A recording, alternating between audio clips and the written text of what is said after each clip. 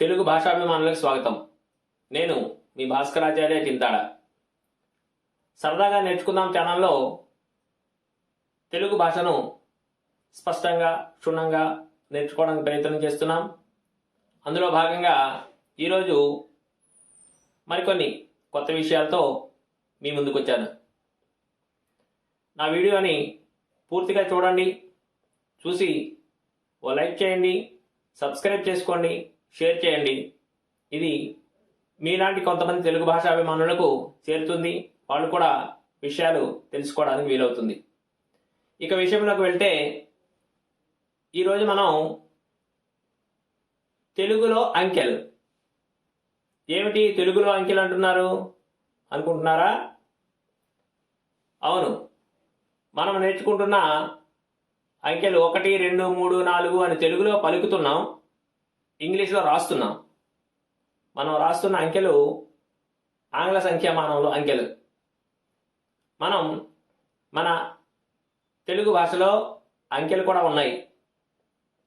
ఈ అంకెలని మనం ఈరోజు వీడియోలో నేర్చుకుందాం. అయితే ఇప్పుడు ప్రస్తుత పరిస్థితుల్లో ఏ టెక్స్ట్ బుక్స్లో కానీ, మ్యాథ్స్ బుక్స్లో కానీ, తెలుగు మీడియం బుక్స్లోనైనా సరే మనకు కనిపించేవి ఆ ఆంగ్ల సంఖ్యామానంలో అంకెలు మాత్రమే కనిపిస్తున్నాయి. పాత పుస్తకాలు చూస్తే అందులో ఉన్న నెంబర్స్ అంటాం కదా, ఆ పేజ్ నెంబర్స్తో సహా అన్నీ కూడా మనకు తెలుగులోనే కనిపిస్తూ ఉంటాయి. అయితే తెలుగు అంకెలు నేర్చుకోవడం ఇప్పుడు అంత అవసరమా అంటే అవసరం లేదు, కానీ తెలుసుకోవడం అవసరం. ఇంగ్లీష్ సంఖ్యామానంలో పిల్లలు టెక్స్ట్ బుక్లో వచ్చే సంవత్సరాలు 1947 సంవత్సరంలో మనకు స్వాతంత్రం వచ్చింది అని చదవడానికి ఆ 1947 అనేది ఆంగ్ల సంఖ్యామానంలో ఉన్నప్పటికీ వాళ్ళు తెలుగులో 1947 అని చదవలేకపోతున్నారు. 1947 అనే చదువుతున్నారు. అలాంటి సందర్భాల్లో తెలుగులో పిల్లలకు అంకెలు నేర్పించడం మన విధి. కాబట్టి పిల్లలకు తప్పనిసరిగా అంకెలను తెలుగులో చదవడం నేర్పించాలి. తెలుగు అంకెలు రాయడం వచ్చినా రాకపోయినా పర్వాలేదు, కానీ ప్రస్తుత సమాజంలో మనం నేర్చుకుంటున్నది, ప్రస్తుత కాలంలో నేర్చుకుంటున్న ఇంగ్లీషు సంఖ్యామానంలో అంకెలు రాస్తున్నాం, తెలుగులో చదువుతున్నాం. కానీ ఈ ఆంగ్ల మాధ్యమంలో చదువుతున్న పిల్లలకు తెలుగులో అంకెలను చదవడం కష్టమవుతుంది, చదవలేకపోతున్నారు. కాబట్టి వాళ్ళను దృష్టిలో పెట్టుకొని నేను ఈరోజు ఈ వీడియో చేయడం జరిగింది. తల్లిదండ్రులు తప్పకుండా ఈ వీడియోను పిల్లల ముందు ఉంచి వాళ్ళకి అంకెలను చదవడం నేర్పిస్తారని ఆశిస్తున్నాను. మనకు తెలుసు 1 అనేది ఇది, దీన్ని మనం 1 అని చదువుతున్నాం. కానీ 1 అంటే ఇది కాదు, ఇది 1. ఇలా సున్నాలో మధ్యలో చిన్న గ్యాప్ ఇస్తూ రాసేది దీనిని 1 అంటాం. 2 కాదు, ఇది 2. ఇంగ్లీష్లో ఇది 2. మనం 2 అని చదివితే దీన్ని 2 చదవాలి. ఇలా తావత్తులా ఉంది కదా, దీన్ని 2. 3, ఈ ఇంగ్లీష్లో 3, తెలుగులో 3 ఇంచుమించు ఒకేలా ఉంటాయి. 4 సంఖ్యను చూస్తే ఈ 4 అనేది చూడండి, ఇంగ్లీష్ 4 ఇది, మన తెలుగులో రాసుకోవాల్సిన 4 ఇది. 5 ఇది తెలుగు 5, ఇది ఆంగ్ల సంఖ్యామానంలో ఉన్న 5. ఆంగ్ల సంఖ్యామానంలో 6, ఆంగ్ల సంఖ్యామానంలో 7, ఆంగ్ల సంఖ్యామానంలో 8, ఆంగ్ల సంఖ్యామానంలో 9, 0 ఆంగ్ల సంఖ్యామానంలోను, అలాగే మన తెలుగు సంఖ్యామానంలో కూడా మనం 0ను అలాగే రాస్తాం. అయితే తర్వాత నుంచి 10, 20, 30, 40, 50, 60, 70, 80, 90, 100 లేదా 100 అంటాం కదా. అవన్నీ మామూలుగా 1 పక్కన 0 పెడితే 10 అవుతుంది, 2 పక్కన 0 పెడితే 20 అవుతుంది. మామూలుగానే ఈ నెంబర్స్ పక్కన ఎలాగైతే 0 పెడుతున్నామో అలాగే వాటిని పెట్టి ఈ పదుల స్థానాలు చూపిస్తాం. తర్వాత సంఖ్యలు కూడా 11, 1 పక్కనే 1 పెట్టి ఇక్కడ ఎలా రాస్తున్నామో ఇది కూడా 1 పక్కనే 1 పెట్టి, అంటే ఈ 1 తెలుగులో ఉన్న 1ని పక్కనే ఇంకొక 1 పెడితే అది 11 అవుతుంది. అలాగే 12, 1 పెట్టి 2 పెడితే 12. ఇది మామూలుగా సంఖ్యామానం ఇలాగే ఉంటుంది. అయితే మనం ప్రాక్టీస్ చేయించవలసింది పిల్లలకి తెలుగు నేర్పించాలి అన్న అభిలాష ఉన్నవాళ్ళు, తెలుగు అంకెలు కూడా నేర్పించాలి అన్న అభిలాష ఉన్నవాళ్ళు తెలుగు అంకెలను 0, 1, 2, 3, 4, 5, 6, 7, 8, 9 ఈ 9 సంఖ్యలు ప్లస్ 0తో కలిపి మనకి 10 సంఖ్యలు అవుతున్నాయి కదా. ఈ 10 సంఖ్యలు వస్తే ఎంత సంఖ్యనైనా మనం రాసుకోవచ్చు. ఈ ఆంగ్ల సంఖ్యామానం మెట్రిక్ విధానంలో మనకి తెలుసు ఏంటి, మిలియన్స్, బిలియన్స్, ట్రిలియన్స్ అలా కొలుస్తూ ఉంటారు వాళ్ళు.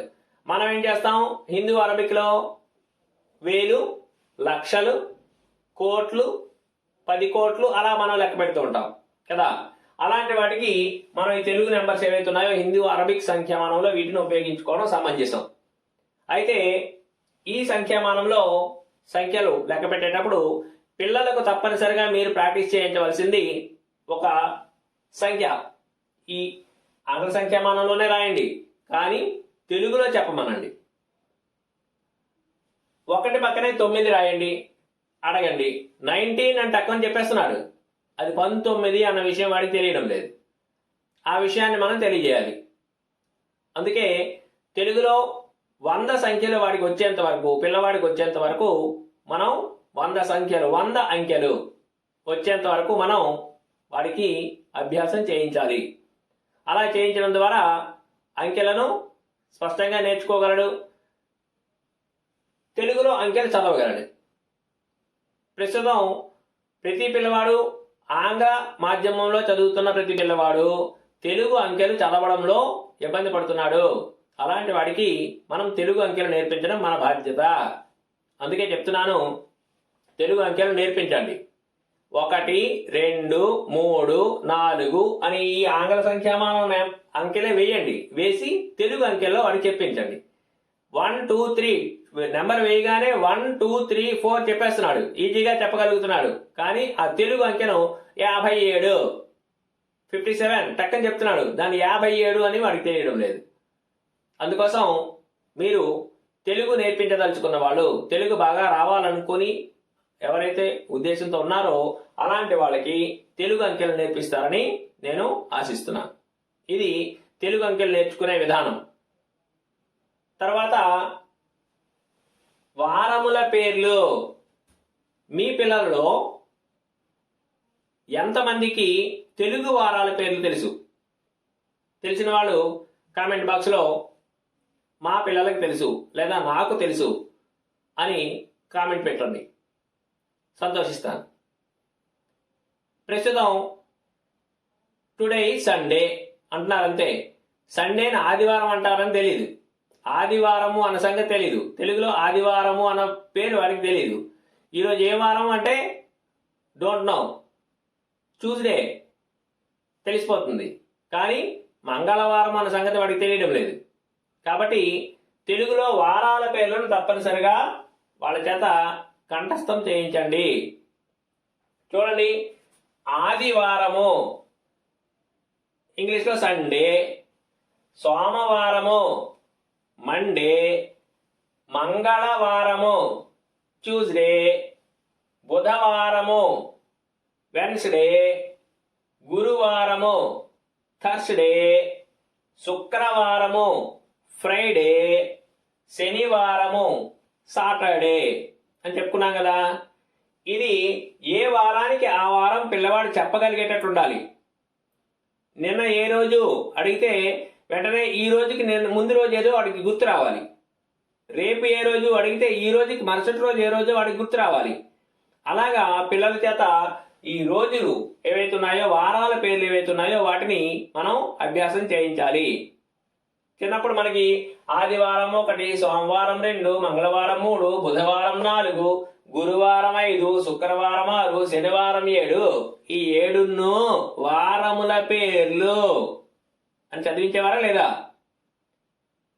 అదే అభ్యాసం పిల్లలకు చేయించినట్టయితే వాళ్ళు తప్పకుండా ఈ వారాల పేర్లు కూడా బాగా గుర్తుంచుకుంటారు. ఆదివారము, ఆది అంటే మొదటిది అని అర్థం కూడా వస్తుంది కదా.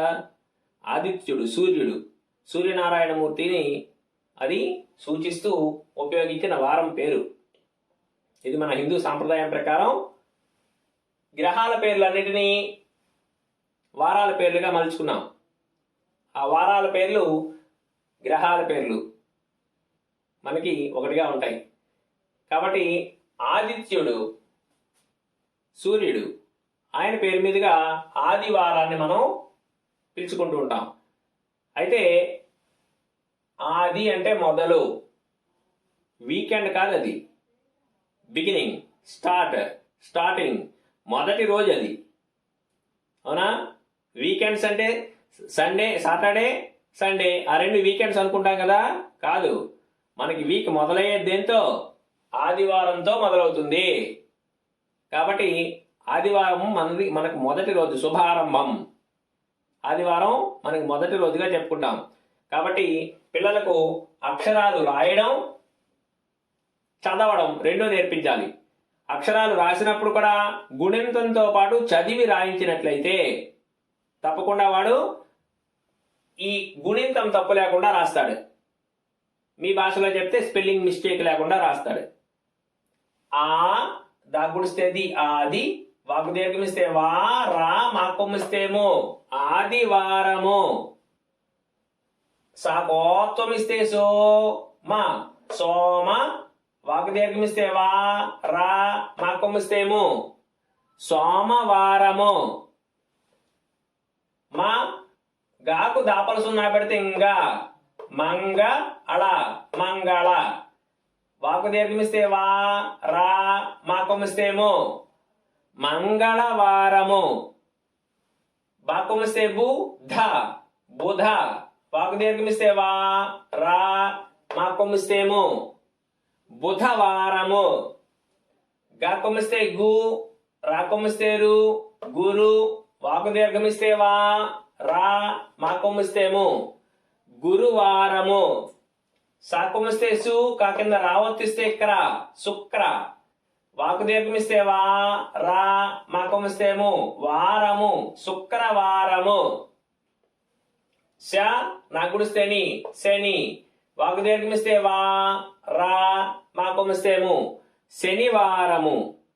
ఇలాగా అక్షరాల తాలుగా గుణింతాలని కూడా పలుకుతూ చదివి నేర్పించినట్లయితే తప్పకుండా వాళ్ళు తప్పులు లేకుండా రాయగలరు, తప్పులు లేకుండా చదవగలరు. ముందు చిన్న చిన్న పదాలను నేర్పిస్తూ ఉంటే సాధనమైన పనులు సమకూరు ధరలోన. తెలుసు కదా మనకి. దాని ప్రకారం మనం ఎప్పుడు సాధన చేయిస్తూ ఉంటేనే దానిలో మనం సంపూర్ణంగా విద్యను సాధించిన వాళ్ళు అవుతాం. కాబట్టి ఈ అంకెలు, తెలుగు అంకెలు 0, 1, 2, 3, 4, 5, 6, 7, 8, 9. ఈ 9 అంకెలు వస్తే మనం కోటి అంకెలైనా రాసేయచ్చు. ఈ 9 అంకెల్ని బాగా సాధన చేయించండి. వారాల పేర్లు ఏవైతే ఉన్నాయో ఈ వారాల పేర్లను తప్పకుండా సాధన చేయించండి. పిల్లలు తప్పకుండా తెలుగులో సండే, మండే తెలుసుకొని పర్వాలేదు, కానీ సండే అంటే ఆదివారం అన్న సంగతి కూడా తెలియాలి. కాబట్టి ఆ తెలుగు, ఇంగ్లీషు, ఆ 2 వారాల పేర్లను తప్పకుండా పిల్లల చేత కంఠతా చేయిస్తారని ఆశిస్తున్నాను. నా వీడియో మీకు నచ్చినట్టయితే తప్పకుండా సబ్స్క్రైబ్ చేసుకోండి. అలాగే లైక్ చేయండి, షేర్ చేయండి, గంట సింబల్ని యాక్టివేట్ చేసుకోండి. స్వస్తి.